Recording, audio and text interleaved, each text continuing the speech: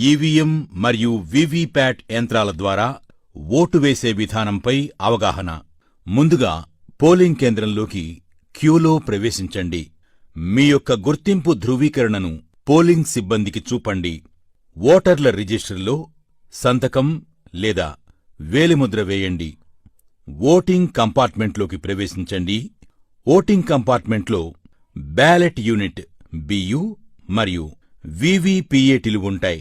Ballot యూనిట్పై మీరు ఎంచుకున్న అభ్యర్థి యొక్క పేరు మరియు గుర్తుకు ఎదురుగా ఉన్న నీలిరంగు బటన్ను నొక్కండి.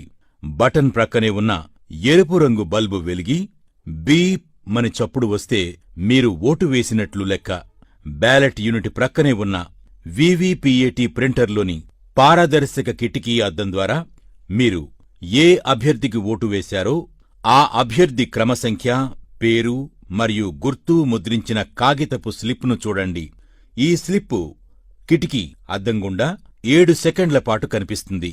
తరువాత ఆ స్లిప్పు యాంత్రికంగా తెగి వీవీపీఏటీలోని సీలు చేసిన డ్రాప్ బాక్సులో పడిపోతుంది.